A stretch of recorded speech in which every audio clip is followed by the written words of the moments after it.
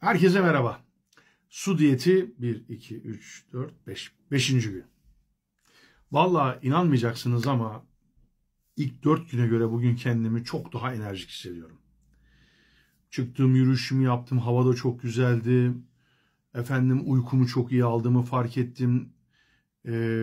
Uyandığımda kendimi zaten aç hissetmiyorum. İşte turpu bıraktık, marola geçtik. Bu video çekmeden önce bir porsiyon marulumu yedim. Suyumu içmeye devam ediyorum. Sadece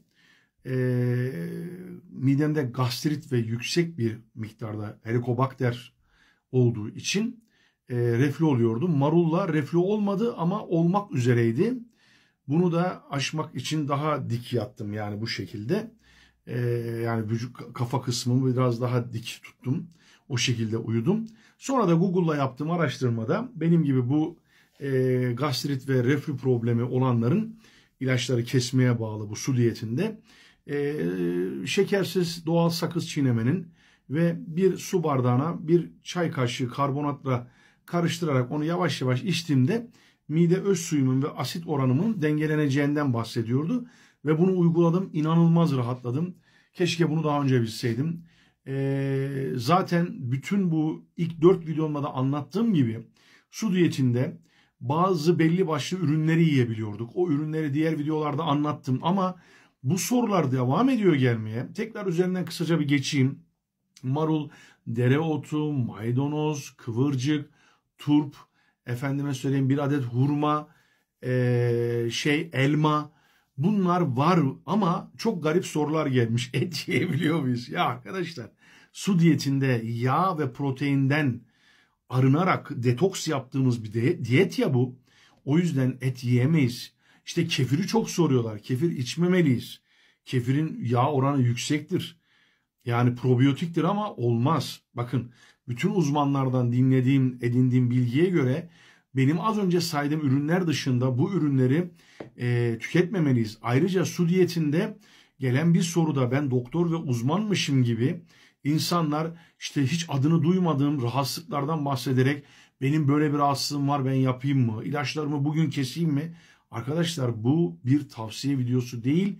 Su diyetini yapan bir abiniz, kardeşiniz olarak deneyimlerimi paylaştığım bir videodur. Bakın bunu üzerine basa basa söylüyorum.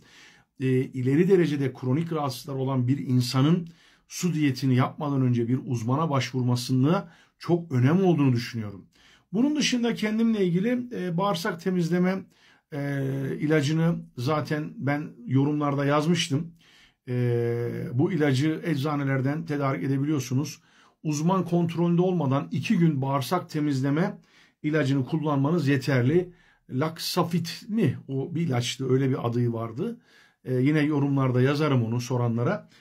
Bu ilacı kullanmaya başladık. Evet bugün 1. gün. Tabii 8-10 saat sonra etki gösteriyor ve ciddi bir şekilde biraz sizi lavaboda tutuyor. Yani VC'de yapacak bir şey yok. Çünkü bağırsakları temizlemesi gerekiyor ve bunu bir 2. gün daha yaptıktan sonra bu ilacı kullanmamanız lazım. Onu da size bir deneyimlerim olarak aktarmış olayım. Diğer bir konu da arkadaşlar kilo vermemi sormuşlar. İşte madem 4-5 oldu hani kaç kilo verdiniz diye. Bu sorunun cevabını ben de sizler kadar merak ediyorum. Ve 7 günde bir tartılarak haftada kaç kilo verdiğimi sizlerle paylaşacağım. Kaç kiloyla başladın diye sorarsanız boyum 1.85 ve 146 kilo 300 gramla başladım su diyetine. Ve şu an kilo verdiğimi hissediyorum ama rakamı inanın sizlerden daha fazla merak etmiyorum. Dediğim gibi sözüm olsun, beni takibe alın, yorumlar yapın, beğenin, bu videoları eşinize dostunuza paylaşın, deneyimlerimizi aktarın. Ama kaç kilo verdiğimi gelin 2 gün daha dişimizi sıkalım. Ben de merak ediyorum ve kaç kilo verdiğimi haftalık bir şekilde devam edeceğim. Su diyetini kaç gün yapmalıyız diye soruyorsunuz. Arkadaşlar ben 30 gün yapacağım. Her videomda bunun üzerine basa basa söyledim. Bazı insanlar 2 gün yapsak olur mu, 3 gün yapsak olur mu, 7 gün yapsak olur mu diyor. İnanın bu sorunun cevabı bende değil. Elbette ki 3 gün, 5 gün, 7 gün yapmanın vücuda detoks anlamında bir faydası olacaktır. Ama ben uzmanlardan izlediğim videolardan ve okuduğum makalelere bakarak 30 gün yapılmasını tavsiye ediyorlar. Bu güçlü bir irade, güçlü bir sabır istiyor. Arkadaşlar şunu asla unutmayın. Bir insan fazla kilolarını vermek amacı ile su diyetine başlarsa zannımca 30 gün yapamaz.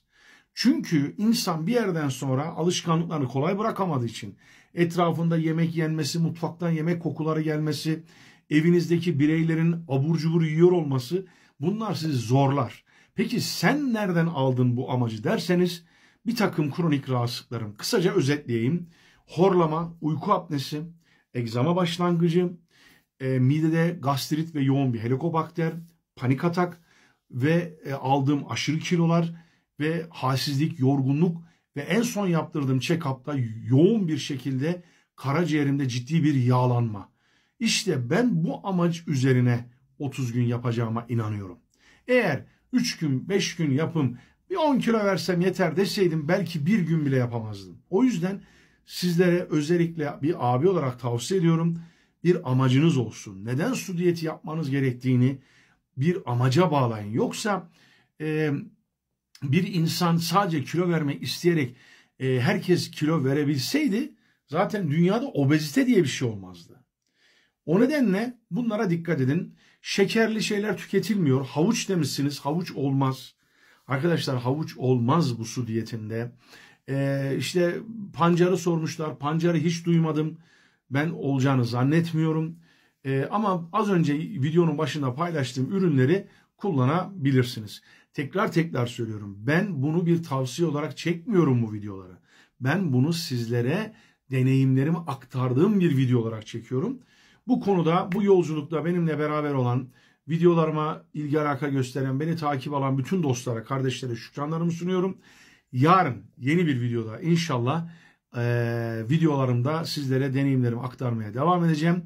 7. günde de kaç kilo verdiğimi sizlerle paylaşıyor olacağım. Dua eder, dua beklerim. Kendinize çok çok iyi bakın. Sevdiklerinize selam olsun. Allah'a emanet olun. Görüşmek üzere. Eyvallah.